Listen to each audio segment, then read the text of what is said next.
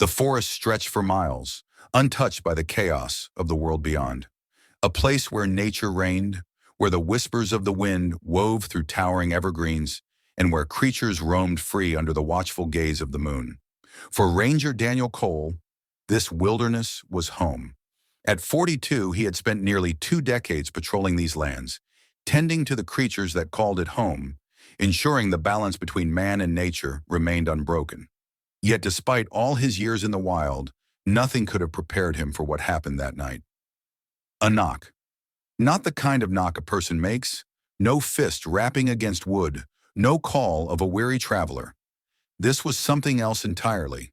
A heavy thud against his cabin door, then another followed by the deep, guttural huff of an animal.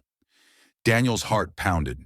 He reached for his flashlight and unlatched his rifle from the wall, not to harm, but to be cautious. He had encountered bears before, but never this close, never like this. Slowly he opened the door, and there she stood, a mother bear. Her massive frame was silhouetted against the moonlight, her fur wet from the night's mist, her dark eyes locked onto his with something that sent a chill down his spine. Desperation. She let out a low, distressed moan, stepping forward but not in aggression. No, this was something else. It was a plea. Daniel didn't move, his instincts warring with his rational mind. Bears didn't behave like this. They avoided humans. They didn't knock. Then she turned, took a few steps away, and looked back. Waiting. Daniel tightened his grip on the flashlight. His pulse roared in his ears. He had a choice: stay inside where it was safe, or follow the unspoken call of a mother in distress. He exhaled sharply and stepped forward. "I swear, if this is a trap, you're one hell of a con artist," he muttered. The bear huffed and started moving, leading him into the dark woods. The night air was thick with the scent of pine and damp earth. Daniel's boots crunched softly against the forest floor as he followed the mother bear through the dense foliage. She moved with urgency, glancing back occasionally to make sure he was keeping up. The farther they went, the heavier the air felt. Then he heard it, a faint, weak whimper. Daniel's breath hitched. The bear picked up her pace, her movements frantic now. She reached a small clearing, her massive body blocking his view. But as she stepped aside, Daniel's chest tightened. There, caught in the twisted wreckage of an old rusted trap, lay a bear cub. The sight hit him like a punch to the gut. The little creature, no older than a few months, was curled up in pain, its tiny body heaving with each strained breath. One of its legs was clamped in the rusted jaws of a hunting trap, blood staining the earth beneath it. Daniel felt his throat tighten. He had seen injured animals before, but this was different. The mother bear, this wild creature who should have feared him, had sought him out. She had asked for his help, and he wouldn't let her down. "I'm going to get him out," Daniel said softly, kneeling beside the cub. The mother let out a warning growl, not of aggression, but of protective instinct. He met her gaze. "I know, but you have to trust me." His fingers trembled as he reached for the trap.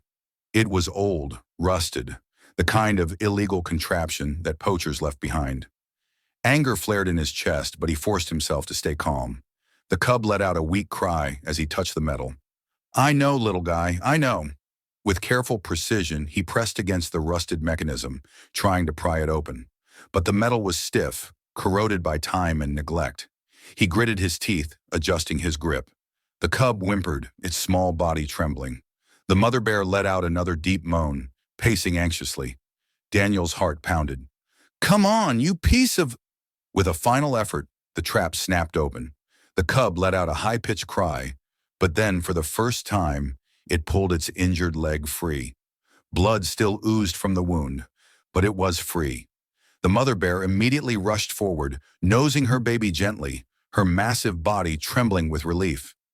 Daniel sat back, breathless. He had done it, but it wasn't over yet.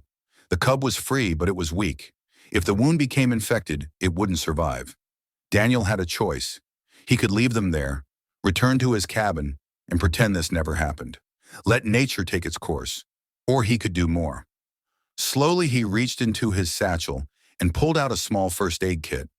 The mother bear tensed, her eyes narrowing as she saw him approach her baby. I know you don't trust me, Daniel murmured, but I'm not letting your cub die. The mother let out a low, wary growl, but as Daniel knelt beside the cub, she didn't stop him. With gentle hands, he cleaned the wound, dabbing away the blood, applying a makeshift bandage. The cub let out soft whimpers, but it no longer fought him. It was too weak, too exhausted. Finally, he leaned back. That should hold, he said softly. The mother bear nudged her baby, sniffing at the bandage. Then, for the first time, she looked at Daniel not with fear or suspicion, but with something else: understanding, gratitude. Daniel exhaled, running a hand through his hair. His heart still pounded, but there was a warmth in his chest now, something he hadn't felt in a long time. For years, he had dedicated his life to this forest, to protecting its creatures. But tonight he had done something more. He had earned the trust of the wild. As he stood, the mother bear stepped closer. For a moment, she simply looked at him, her massive presence towering over his. And then, in a slow, deliberate motion, she bowed her head. Daniel felt his breath hitch. Then, with one final glance, the mother bear turned, nudging her cub forward. Slowly, they disappeared into the darkened trees. Daniel stood there for a long time, the weight of the night pressing against him. He had started this evening as just a ranger, a man doing his duty. But now, as he stared into the vast wilderness, he knew something had changed. Tonight, he had been chosen. Tonight, he had been trusted by a mother who had risked everything for her child. And as he walked back to his cabin, wiping the sweat and dirt from his face, Daniel felt something wet trail down his cheek. Tears, not of sadness, but of something deeper, something human.